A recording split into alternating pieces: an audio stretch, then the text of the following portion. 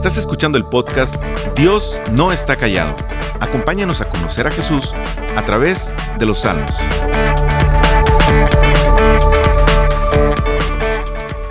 ¿Cómo imaginas una vida plena? ¿Un trabajo estable? ¿Una salud estable? ¿Una familia estable? Cada uno de nosotros tiene ciertas expectativas sobre cómo debería ser una vida buena. Algunos quizás podrían tener expectativas bastante nobles. Otros pudieran ser más ambiciosos en lo que persiguen. Pero ¿qué sucede cuando tu realidad de vida no es la que esperabas? Pero ves a tu alrededor y parece que otras personas tienen aquello que tú anhelabas. Sin importar cuáles son tus metas en la vida, este salmo expone uno de los problemas básicos de nuestro corazón, y es la envidia. Pero la envidia va mucho más allá de hacerle una mala cara al que tiene algo que tú quieres. Es algo que se genera en el corazón y es evidencia de un problema mucho mayor. David en este salmo le recuerda a su audiencia cómo vencer la envidia, dirigiendo la mirada al lugar correcto. Y lo primero que veremos, y lo que David enfatiza, es dónde está la confianza del malvado. Y desde el primer verso, el salmista marca la línea principal. Dice lo que realmente el pueblo de Dios tiene que tener en mente. Versículo 1 del Salmo 37 dice: «No te irrites a causa de los impíos, ni envidies a los que cometen injusticias». Primero, al ver los personajes acá, y como lo he dicho en varias ocasiones, cuando en la Biblia nos habla acerca de los impíos, podríamos pensar en cualquier otro fuera del pueblo de Dios. Sin embargo, a la luz de toda la Biblia, un impío es cualquier persona que no confía en Dios. No son solo los políticos corruptos, no son solo los narcotraficantes, no es solo un delincuente que espera en la esquina para quitarte lo que llevas. En este caso, si fuera solo eso, muchos de nosotros pudiéramos decir: yo no quiero nada de ellos, no envidio nada de ellos. Claro que esa no es la vida que quiero para mí, yo no quiero hacer fechorías. Pero piensa en lo siguiente. Un joven adolescente que ve a sus compañeros más populares, que son los que han comenzado a tomar bebidas alcohólicas, los que comienzan a ingerir alguna sustancia extraña, los que son promiscuos tal vez, y él piensa que esa es una vida feliz, mientras él pasa desapercibido, pensando que quizás seguir las reglas de sus padres no está muy de moda hoy. Él está envidiando la vida de los impíos. O piensa en esto otro, una chica que vive con base a la seriedad que sus padres le han enseñado, pero se da cuenta que las demás chicas que están a su alrededor visten más provocativas, son un poco más liberales, parecen divertirse más, son mucho más el centro de atención. Ellas parecen quedar atrás siendo etiquetadas como aburrida quizás, pero ella entonces las ve y ella piensa que quizás la vida de ellas es mejor. Ella está envidiando la vida de los impíos. O quizás has comenzado a trabajar y ves como otros compañeros son deshonestos con sus reportes, mienten a los clientes, logran las comisiones con base a mentiras, hablan mal de los jefes, su pago lo derrochan en fiestas y parece que no se preocupan por nada. Quizás pienses que ir a la iglesia todos los domingos o ser honesto, aunque eso te lleve a perder los clientes, parece que no es el estilo de vida que esperabas. Estás envidiando la vida de los impíos. Matrimonios que están bajo problemas una y otra vez, y ves alrededor algún compañero que está más feliz porque se divorció y ahora parece estar más pleno. Otra amiga quizás se impuso a su marido con más fuerza y ves que eso le funcionó. Otros que están solteros ves que disfrutan más de la vida y llegas a considerar que quizás sí sería mejor terminar con tu matrimonio para ser más feliz. Estás envidiando a los impíos. Vivir la vida a la ligera, sin restricciones, pensando solo en lo que conviene y disfrutas. Y eso parece ser una vida vista de lejos de muchos creyentes. Parece ser que la vida conforme a la palabra de Dios, la obediencia y lealtad no es muy llamativa y para este mundo parece raro. El creyente muchas veces parece vivir lamentándose de su vida y cuestionar si realmente todo lo que cree vale la pena. Muchos podrían decir que no es así, sin embargo sus prácticas y anhelos del corazón muchas veces en lo secreto evidencian que su mirada está en lo que este mundo ofrece. ¿Cuál es el problema de los impíos? El problema no es divertirse, el problema no radica en si uno es más feliz que otro, el problema no es si divertirse es bueno o malo, el problema del impío es que confía en su propio corazón, confía en sus fuerzas, confía en lo que él decide que debe ser bueno para él. La persona que no confía en Dios es aquella que confía en sí misma, es aquella que piensa que el arquitecto de su destino es él mismo y buscará a toda costa su felicidad, aunque eso signifique negociar sus convicciones con el mejor postor. Una vida donde el dinero lo es todo, donde el hombre prueba su hombría a base de cuántas mujeres puede conquistar, una mujer que se empodera denigrando su cuerpo, faltándose a ella sola el respeto, o querer imponerse a la fuerza a su esposo, o adolescentes rebeldes y promiscuos, envueltos en vicios y queriendo vivir la vida, parece ser felicidad y libertad. Sin embargo, el salmista le recuerda al pueblo de Dios, el versículo 2, esto, porque pronto se marchitan, como la hierba, pronto se secan, como el verdor del pasto. El que no confía en Dios parece que ha logrado todo, parece que su plan funcionó y es muy exitoso. Sin embargo, tarde o temprano, todo lo que consiguió, en lo que puso su esperanza, pasará. El malvado pone su confianza en algo que tiene fecha de caducidad. El salmista recuerda una y otra vez el fin de los malvados. Si lees el verso 2, el verso 9, el verso 3, el 15, el 17, el 20, el 22, el 28, el 34, el 36, el versículo 38, casi el 30% del Salmo, se encarga el autor de recordar esa realidad. El fin de los malvados está cerca, es inevitable. Y entendemos entonces que hay una tentación real para todos. Querer vivir no confiando en Dios es una tentación muy real para cada uno de nosotros, porque somos pecadores. Eso es lo que el pecado hace en el corazón de las personas. No confiar en Dios y confiar en ti. Constantemente, en cada situación de nuestras vidas, estaremos tentados a buscar nuestro propio beneficio sin tomar en cuenta lo que realmente Dios tiene para nosotros. Y una de las luchas de esto es que nos podemos enojar por no hacer nuestra propia voluntad. La indicación es, por lo tanto, no te enojes, no te irrites, porque tu vida no es como la de los malvados.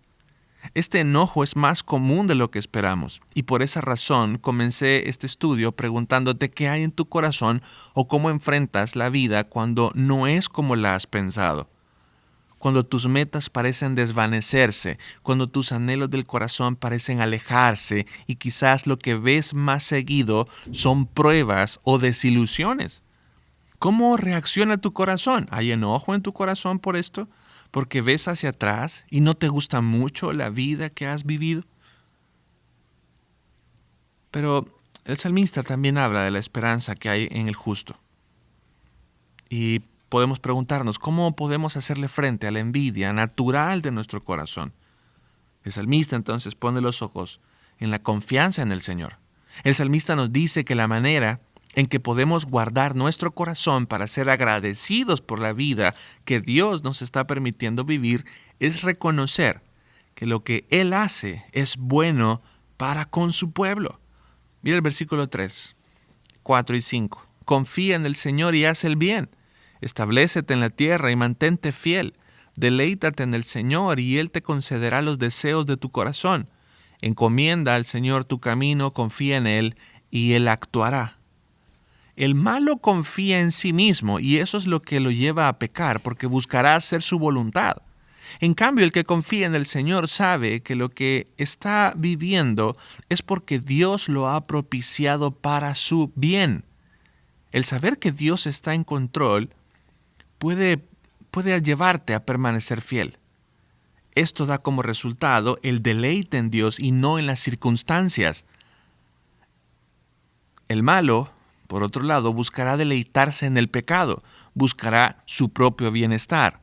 Cualquier pecado del cual una persona esté practicando sin poder salirse de él, las soluciones no están en simplemente decir, no voy a pecar, o simplemente me voy a abstener.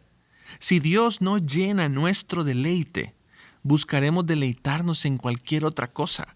La mejor manera de agradar a Dios y ser fiel a Él es que nuestro mayor deleite sea Dios. De lo contrario, buscaremos sustitutos baratos del deleite eterno en Dios. Buscaremos en cualquier otro lugar llenar nuestros corazones en lo que Dios nos puede dar. Cuando nos encomendamos al Señor, cuando le entregamos a Él nuestras vidas, no es decirle lo que queremos lograr, lo que queremos esperar para que Él lo cumpla, sino es descansar en que lo que Él tiene destinado para nosotros es bueno. El malvado no está contento con lo que le sucede, y como no descansa en Dios, busca maneras de lograr sus propósitos. Y aquí es donde preguntamos, ¿tu mirada está puesta en el Señor? Y cuando es así, confías en sus promesas, sabes que Él está ahí para cuidarte y sostenerte. Cuando esto realmente es una realidad para tu vida, no lo cambias, sino que te puedes someter gustosamente a su voluntad. ¿Cómo podemos hacerle frente a la envidia natural de nuestro corazón? Guarda silencio ante el Señor. Ahí nos apunta el salmista. Y esta parte creo que es muy difícil en nuestras fuerzas. Pero para poder llegar a esta sección de estar quietos ante el Señor, necesitamos primero haber puesto nuestra confianza en Él y deleitarnos en Él. Porque solamente en ese momento podremos calmarnos y estar quietos sabiendo que Él dirige nuestras vidas. En este sentido, no es bueno pensar y vivir a Dios orando y con el mazo dando. Tampoco se trata de quedarte inerte en una silla.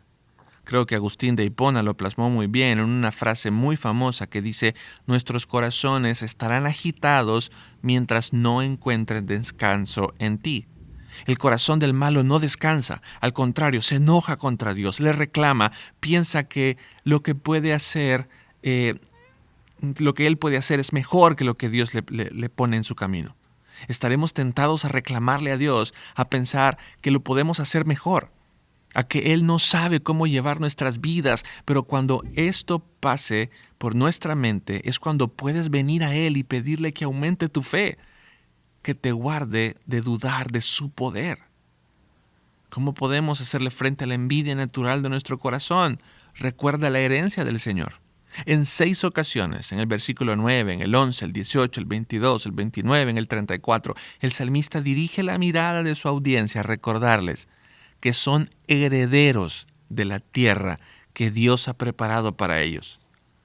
Algo que es importante hacer notar en este sentido es que David le está escribiendo a personas que ya heredaron la tierra prometida.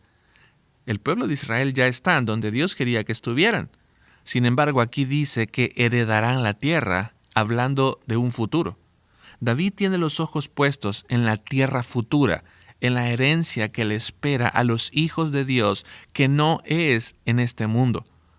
No se refiere a la tierra física, sino a la patria celestial.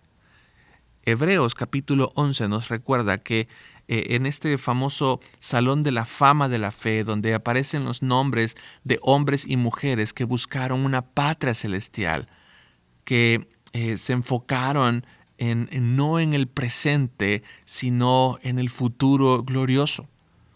Por ejemplo, cuando estudiamos Primera de Pedro, el capítulo 1, Pedro nos recuerda que esta herencia está reservada para nosotros en los cielos. David entonces nos recuerda que no pongamos la mirada en lo que este mundo puede darnos, porque no se puede comparar con la herencia que Dios tiene para nosotros. Mira cómo lo dice Pedro. 1 de Pedro 1, 3 y 4. Alabado sea Dios, Padre de nuestro Señor Jesucristo. Por su gran misericordia, nos ha hecho nacer de nuevo mediante la resurrección de Jesucristo, para que tengamos una esperanza viva y recibamos una herencia indestructible, incontaminada e inmarchitable. Tal herencia está reservada en el cielo para ustedes. El salmista contrasta esta herencia con los malvados. Ellos pasarán, serán destruidos, no quedará rastro de ellos. En cambio, la herencia de Dios nunca será destruida, no se desvanece. Veámoslo de manera más práctica. Usted se enoja por alguna situación en particular y su deseo es hacerlo notar. Usted explota y ofende, maldice, hiere con sus palabras. Eso no es solo un arranque de ira. No es un «tú me provocaste». No es un «si sabes cómo soy, ¿para qué me invitan?». Eso es que usted pensó que lo mejor que podría hacer es eso. Y eso sería beneficioso para usted. Explotar, gritar, eso sería lo mejor para usted. En eso usted se deleitaría. Usted se gozaría, encontraría esperanza en mostrar su enojo. El ídolo de su corazón, de su paz, es su paz y calma. Como lo más importante, como lo más importante fue violentado, esa paz y esa calma que tú querías, alguien se interpuso en eso, entonces buscaste el gozo a través del pecado de la ira. Esa ira solo traerá dolor y destrucción, tanto para usted como para los que lo rodean. Sin embargo, esa meta de deleite se desvanece, pasará. No te dará plenitud para toda la vida. Te enojaste y gritaste, pero ese sentimiento no es perpetuo. El placer no quedará ahí por siempre. Usted necesitará volver a gritar y enojarse en otra situación para volver a encontrar deleite. Usted una y otra vez buscará satisfacer su alma a través de la ira, pero no lo logrará. Una y otra vez ese sentimiento pasará. Sin embargo, cuando nuestros corazones están satisfechos en Dios, cuando nuestro deleite es Dios, cuando la verdadera herencia para nosotros es lo que Dios ha hecho en nosotros para conocerle, entonces usted no buscará satisfacer su placer con la ira. Usted lo hará con el perdón de Cristo sobre su vida y eso no se desgasta. Esa misericordia que usted ha experimentado en la gracia de Dios al perdonar sus pecados, lo capacita para perdonar al que le ofende. Y entonces eso es un fruto que perdura. La herencia no solo significa que usted aquí será miserable siempre y solo cuando muera vendrá la alegría verdadera. La herencia la podemos comenzar a disfrutar desde ya y será perfecta y plena en la eternidad. ¿Cómo podemos hacerle frente a la envidia natural de nuestro corazón? Con la bendición de Dios, entendiendo la bendición de Dios. Mira esa bendición de Dios para nosotros. Versículo 23. El Señor afirma los pasos del hombre cuando le agrada su modo de vivir. Podrá tropezar, pero no caerá, porque el Señor lo sostiene de la mano. He sido joven y ahora soy viejo, pero nunca he visto justos en la miseria, ni que sus hijos mendiguen pan. Prestan siempre con generosidad. Sus hijos son una bendición. Dios ha prometido bendecirnos y confiamos entonces en que su bendición estará ahí todo el tiempo.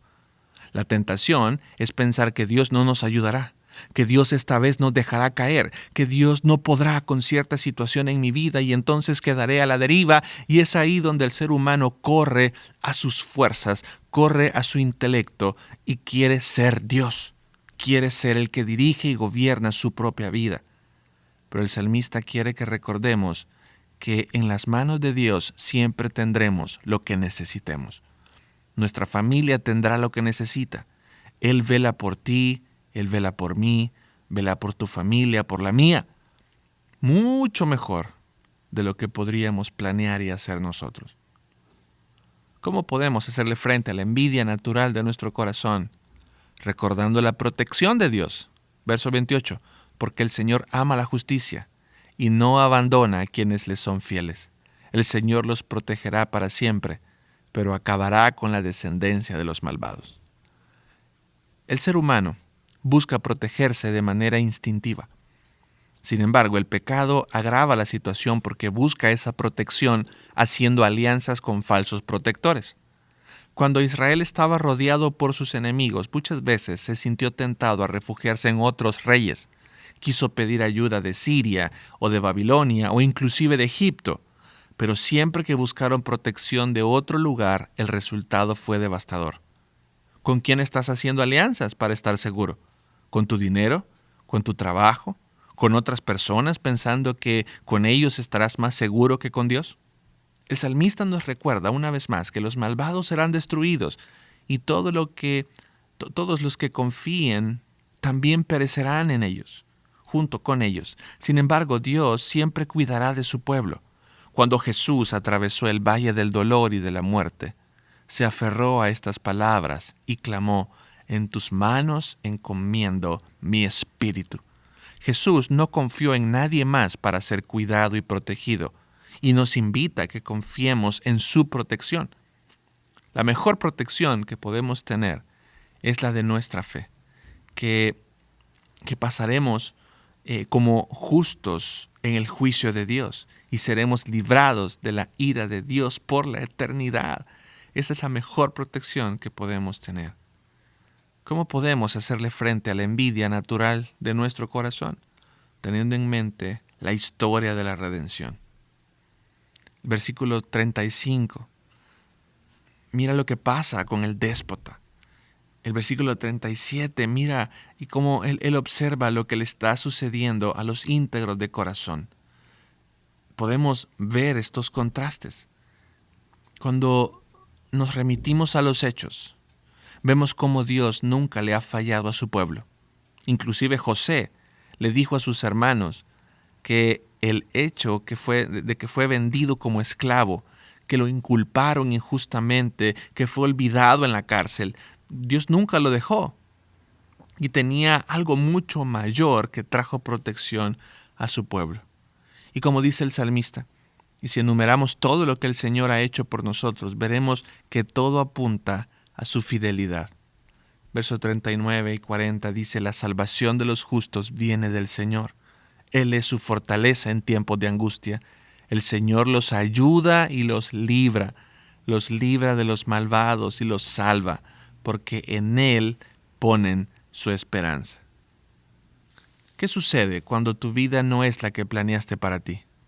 ¿Qué pasa en tu corazón cuando consideras que la vida que estás viviendo no es plena? ¿Intentas manipular las circunstancias? ¿Tratas de controlar a las demás personas al grado de actuar violentamente contra ellas? ¿Ves en otras personas más felicidad y te sientes mal porque no tienes lo que otros tienen? Jesús nos recuerda en las bienaventuranzas algo que conecta con este salmo. Dice Mateo 5:5: dichosos los humildes, porque recibirán la tierra como herencia. ¿Quiénes son los mansos? ¿Quiénes son los humildes? No son débiles, son personas fortalecidas por el Señor, para no confiar en ellos mismos, sino para esperar en lo que Dios hará. No son los que quieren hacer su propia voluntad y manipular las circunstancias, sino los que guardan silencio ante el Señor. Eso hizo Cristo. Se despojó de su gloria para vivir la vida que tú y yo no podíamos vivir y morir de la manera en que nosotros merecíamos.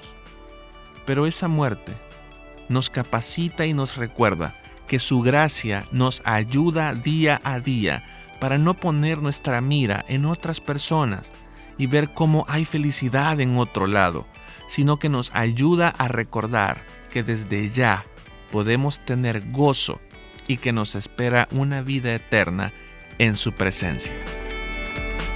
Gracias por escucharnos. Para más información sobre este ministerio, puedes entrar a www.noestacallado.com.